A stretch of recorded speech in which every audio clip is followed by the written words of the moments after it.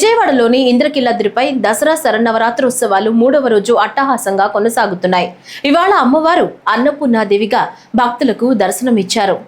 మంగళవారం గాయత్రీదేవి రూపంలో భక్తులకు దర్శనమిచ్చారు. తెల్లవారుజామున 4 గంటల నుంచి రాత్రి 11 గంటల వరకు భక్తుల రద్దీ కొనసాగింది. నిన్న ఒక్కరోజే అమ్మవారిని 1,00,000 మంది భక్తులు దర్శించుకున్నారు.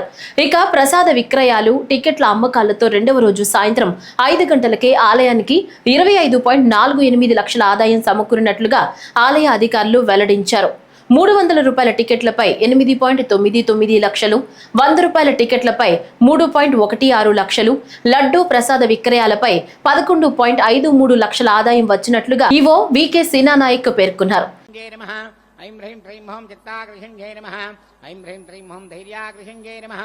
ఐం హ్రీం శ్రీం హోం భృత్యాకృషంజై నమః. ఐం హ్రీం శ్రీం హోం నామాకృషంజై నమః. ఐం హ్రీం శ్రీం హోం బీజాకృషంజై నమః. ఐం హ్రీం శ్రీం హోం నాత్తాకృషంజై నమః. ఐం హ్రీం శ్రీం హోం నమ్రతాకృషంజై నమః. ఐం హ్రీం శ్రీం హోం శరీరాకృషంజై నమః. ఐం హ్రీం శ్రీం హోం సర్వాశా పరిపూరచక్రస్వామింజై నమః. ఐం హ్రీం శ్రీం హోం గుప్తయోగింజై నమః. ఐం హ్రీం శ్రీం హోం నరంగకుసుమాజై నమః. ఐం హ్రీం శ్రీం సర్వం జయదే దేవదేవ్యాః అనంతానంత భోగభస్తు. అందరూ కూడా నమస్కారం చేసుకుని వరుస ప్రకారంగా రండి. అమ్మవారి కుంకుమ ధరించండి.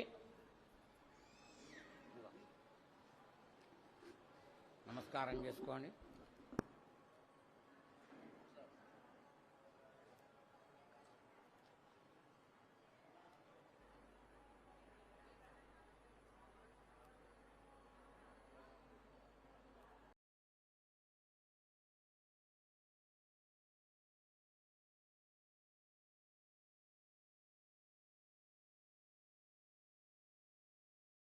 ఆంధ్రప్రదేశ్ అసెంబ్లీ డిప్యూటీ స్పీకర్ రఘురామకృష్ణరాజుకి ఆలయ ఈవో సీనానాయక్ ప్రత్యేక దర్శనం చేయించి తదుపరి వేద ఆశీర్వచనముతో అమ్మవారి చిత్రపటం, ప్రసాదములు అందజేశారు.